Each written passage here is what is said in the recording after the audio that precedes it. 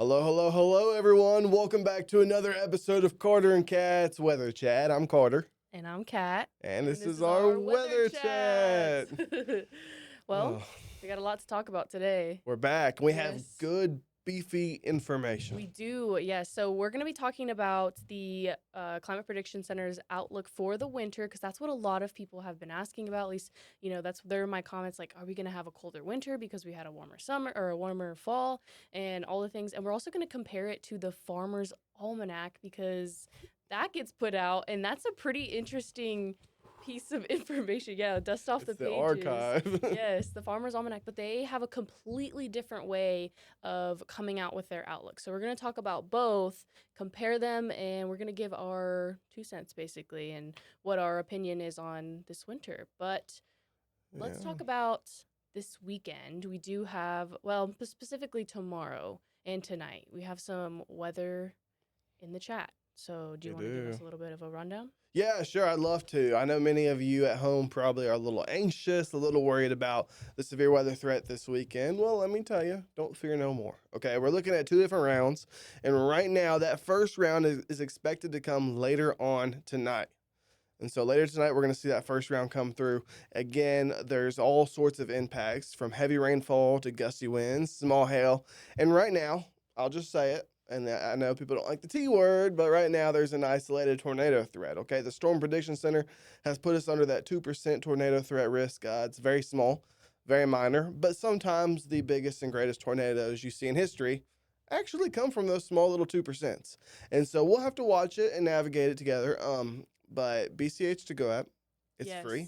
It's free. It's a great resource. Get alerts from it, and then also tuning into all of the local meteorologist pages, such as yourself, Susanna Harbert. She will be in overnight. Myself, Sam Nichols, Dylan Smith, all of us. We are always keeping our pages up to date, and that's where you can get all of the latest information. For sure. And then, that takes us straight to that second part. So if you're a little bit worried about the first part, again, that one's more minor. Who's that going to affect? Well, tonight's weather will probably affect our northern counties, north of that I-20 corridor. Again, now that second part, what we're going to see for part 2, actually affects every single one of us. And that's tomorrow afternoon. We're going to see this front. It's a frontal boundary. It's going to be that cold front issuing and kind of advancing eastward into our big country area. 3 o'clock, I think we'll see those storms reach some of our western counties. Probably not reaching the Abilene area until supper time for many of us, and then continuing through the overnight hours, just bringing lots of rainfall. Again, we could see another isolated tornado threat because, yes, while this is more linear, it's a quasi-linear convective system. Well, you also can see what we call those QLCS tornadoes embedded within the line of storms. That's a big word. Quasi. Linear. Convective system. You don't use that word a lot, or we don't use that word. We don't use that word a lot. But yeah, it's a lot to think about, and just make sure you guys are staying weather aware. And Carter will be in overnight if needed to cover the weather, and same with Susanna. So pick your battle and pick which meteorologist you want to follow through with. But they all have the great information of how to handle this all, and we definitely need the rain. It's just unfortunate that we have to get the other stuff with it. So it is. I already feel bad enough. I mean, come on. Last weekend we had the walk to Alzheimer's. We've both been KTAB, KRBC promoting this event. And come on, how are we going to get rain the 1-2 hours that the event's happening? Yes, it was literally within that time frame, and it was cool to see though people still showing up even though it was a little rain. For sure, yeah. But yeah, okay. Well, that is that. So I guess we can get into the more juicier stuff, which is the winter outlook, which is right around the corner. It's coming up. December is the winter solstice on December 22nd, I believe. Okay. That's when it officially starts. And, I believe it was a couple podcasts ago, we talked about when the seasons change, but they don't change with us. They change whenever they feel like it. So, yeah. Let's get started. All right. Well, tell me, this is put out by the CPC, right? Just kind of tell people what that is. For those who don't know what a CPC means. Yes, so the CPC is the Climate Prediction Center, which is run through NOAA, which is the National Oceanic Atmospheric Administration. Just remember NOAA. And they basically use a bunch of data and ocean trends and ocean temperature trends to come up with these outlooks. They do 6 to 10 days, they do 8 to 14, a monthly outlook, weekly outlooks, and then they also do the 3 month outlook, which tends to fall for the seasons. So right now we have the November, December, January outlook, and this is for the 2025-2026 winter. So far, it's not looking good. It's trending for actually a majority of the United States. We're expecting to be above normal in our temperatures and also below normal in our precipitation. So that's what they've put out for those maps, and this was released on October 16th, so not too long ago. And that's what whatever is showing on all of these, upper level maps and whatever they use, it's leading towards, at least for us, above normal and below normal for precipitation. So hot and dry. Yes. Kind of like La Nina. Yes, let's insert this clip here. So remember from last episode, I believe it was last episode, Carter had a great comparison of La Nina and El Nino with some water bottles. So we're expecting it to be warm and dry, like La Nina. And I mean, I don't know how I feel about that. I'm a little disappointed. What do you think? Yeah, I don't see. I mean, I think everyone wants snow, and as somebody who was in the public school system for 12 years of my life, just like many of us, we like snow days. We like to be out of school, and when you hear hot and dry for winter, doesn't really scream snow. It doesn't scream snow. It doesn't scream bring the jackets out. It's just like, okay, I guess we'll just stay in this kind of weird range of, it's kind of chilly sometimes, and then maybe we'll get a cold snap here and there. But I mean, what are the temperatures going to look like going into this weekend after the cold front comes in? Do you see? And that's those temperatures, they're cooling back down. Let's see if I can look back in my brain and figure it out. Oh yeah. Well, the cold front this weekend, that'll actually keep us, fairly or average within the 80s, some in the 70s. But we're actually going to jump back down to the 60s for the second cold front coming through Wednesday is what I have. Oh, I did see that. About a week from today. There was some talks of a chillier Halloween. Yeah. So maybe if you're heading out for Halloween, you might want to put on a second layer if it's gonna be chilly at night. So now I do want to say, what scares me about this situation, is ice. When you have snow, you usually have a whole lot of moisture and a whole lot of cool freezing air. Boom, snow. You got to have it in the right areas at the right place at the right time. Yeah. Ice is a little bit different. Freezing rain, that's all a little bit different because the temperatures, they have a little bit more adjustment, and that's more adjustment on the warmer side. So if we find enough moisture at some point, someday, and this winter, very cold temperatures, that's where I think we could see an icy mess for the Abilene area. Yeah, and it almost reminds me of last season whenever it was around like January, February, and I believe we were in a La Nina winter. It was a stronger one than what we're seeing right now. But we saw a couple of icy days. You remember when it snowed and we went out and tracking the cold? It was freezing, but the roads were a mess. So make sure you guys are keeping up to date with that whenever the time comes, if we see that happen. So, but I remember that was an interesting day. We didn't really know what was going to happen, and it was freezing rain and sleet and grapple and all the things, and then it just started snowing. Yeah. So it was like winter wonderland, but there was mess underneath. Yeah.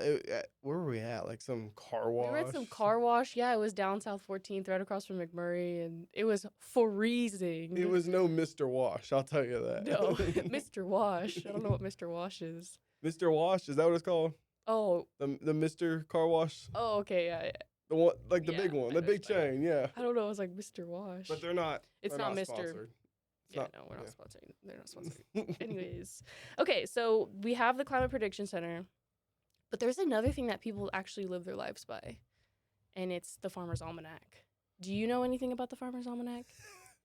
I want to be honest with you. I know a little bit now, but recently I had no reason to care for the Farmer's Almanac.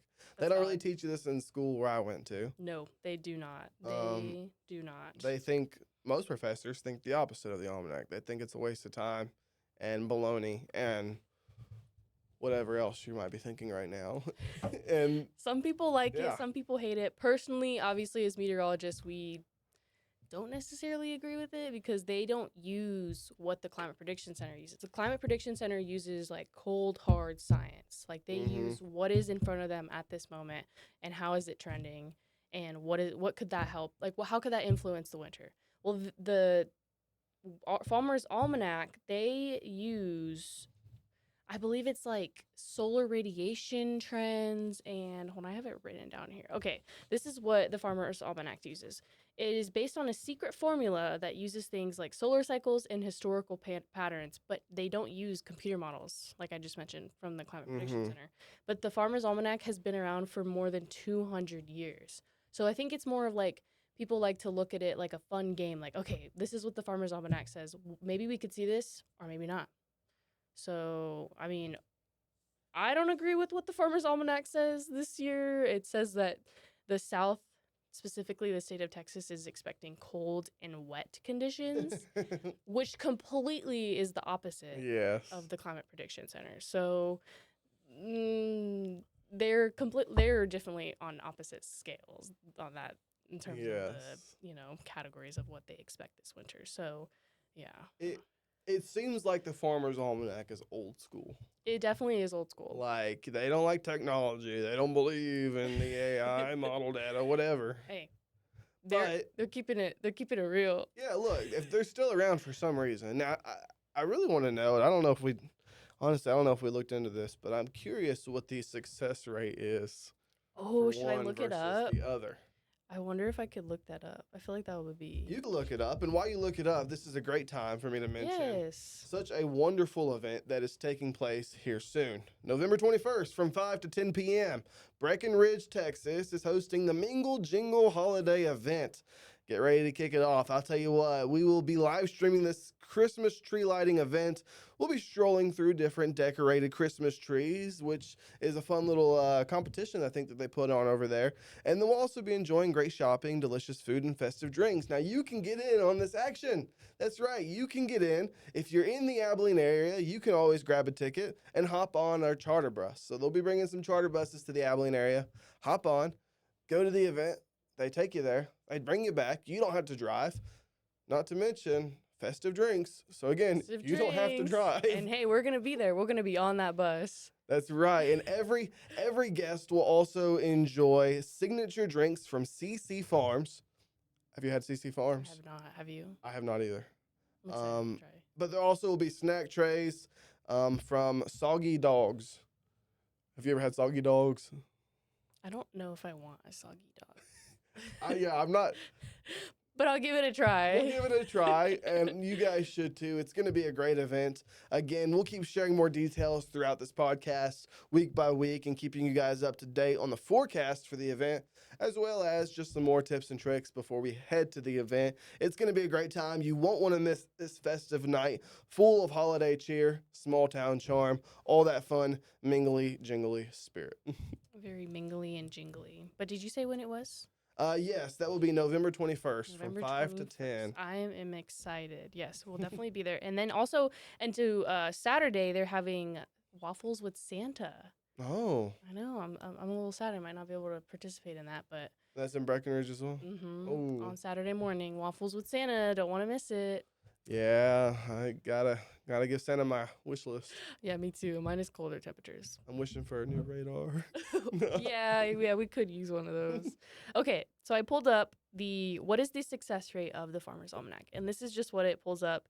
It says the success rate of the Farmer's Almanac is debated, but the publication itself they claim it themselves that it's an 80% accuracy rate for its weather forecasts through some specific evaluations. Though some specific evaluations have put its accuracy lower, with some studies suggesting rates closer to 50%. That seems a little more realistic. The discrepancy may be due to how accuracy is defined.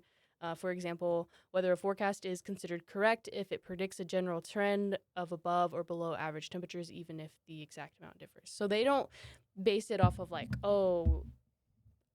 guess if they see below average temperatures more often than not for the winter, maybe above average precipitation, I guess they consider that Oh, you know, yeah, a win. a win. So I don't know, like, but that's interesting. I mean, how often is the Climate Prediction Center right? Yeah. Pretty often. I mean, specifically when we're looking at those like 8 to 14 day ones, whenever we're looking, towards the end of October, Mm-hmm. I think they hold up pretty well with above average because we have those. I've mentioned this before. We have those calendars that we fill out, um, that we put the high temperature every day. And did you know for the whole month of October? I'm sure you know this. It was above average.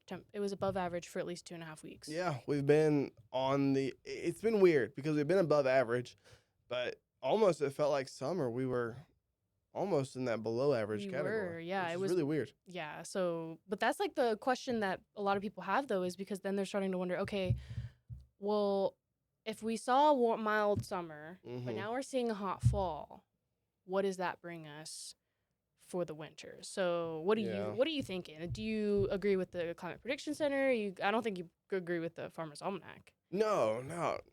I'm with the prediction center on this one. And I think I'm gonna be honest with you. I think when it comes to stuff like this, even as a meteorologist who puts out forecasts daily for severe weather, maybe cozy weather, whatever type of weather it is, Mm-hmm.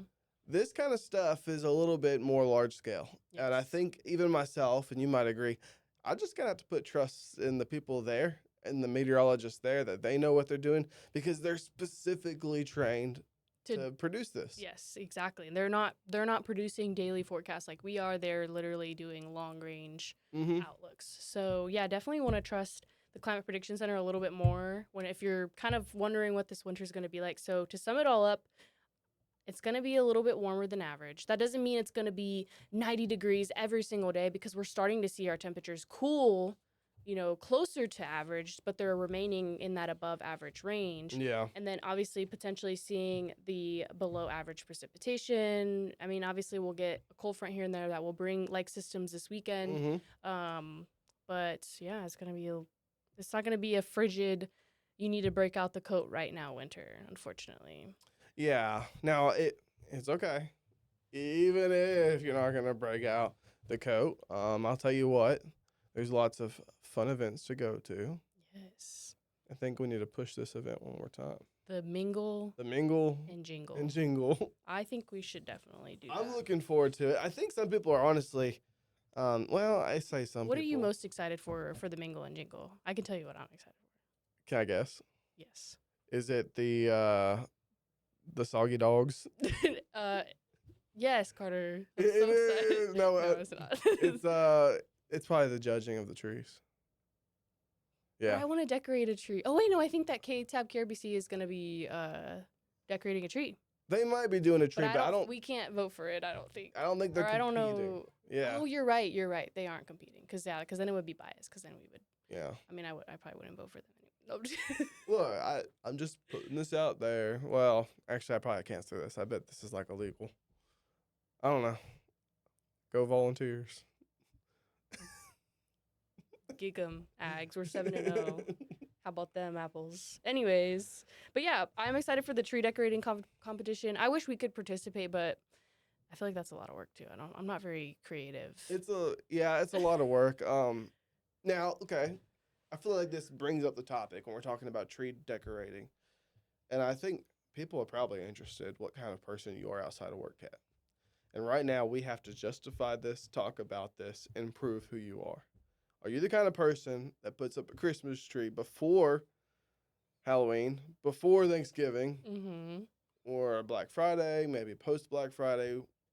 When do you put up a Christmas tree, and when do you take it down? Well, last year was my first year that I bought my very own Christmas tree, and I Okay. think I bought it at the end of November because End of that's just November. what worked out for me. Okay. So this year, I think I'm gonna put it up before Thanksgiving because my Before parents are gonna be in town. I want the festive feeling, Yeah. So I don't do before Halloween because I mean I didn't really celebrate Halloween growing up, so like I don't really. Yeah. But my parents never put up the tree early. Yeah. So I prefer a little mid-November deal. I get it. And you? Well, see, this is where we're gonna be a little bit different. I bet you put up your Christmas tree at the end of freaking July. Look, I'm getting looks in this room right now. Let me tell you. No. Okay, so typically I put mine up before Thanksgiving. Ashton is used to putting hers up for Black Friday. Like that's her Okay, family tradition. I feel like that's reasonable. Yeah, so I think we're probably gonna go with that and do it for her. But here's the catch: is she takes hers down like immediately once Christmas is over. Oh, I forgot to mention when I. Okay, yeah. Do you know? Do you want to take a guess at when I took mine down this last Christmas?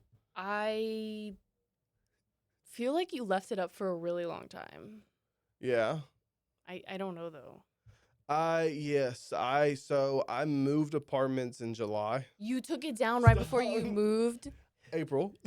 Oh my god. But still, it's always the festive season in the Vandrasik household. Hey, you know what?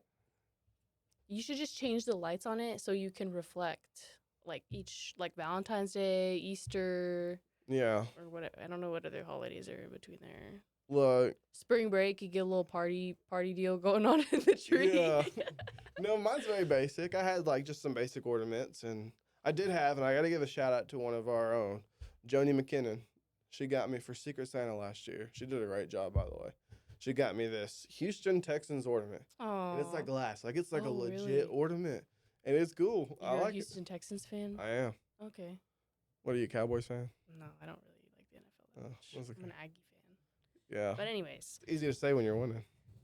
I'm always even when we're losing, Oh. I'm an Aggie fan. But I take mine down like right after the New Year. Okay. So I think it's because I have a cat and Yeah. he's just trying to get up in the tree, and so I don't want him to bother it That's fair. longer. I don't know. I just like what's the word? Aesthetics.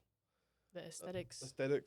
Aesthetics of the Christmas lights at night. You just No, turn yeah, the lights I off. agree. So that'll be cool to see when we go out to Breckenridge and, do all the things out there. And hopefully it will be, maybe we'll get a cold snap, because we definitely, just because it's going to be above average Yeah. and above average temperatures and below average precipitation. Maybe we'll see a couple of cold snaps here and there. That's not out of the picture. Mm-hmm. But yeah, it's we'll see how it turns out, and maybe we can touch base back in January, February, and see if the Climate Prediction Center was right, Yes, or if the Farmer's Almanac was right. the Farmer's Almanac was right. So, all right.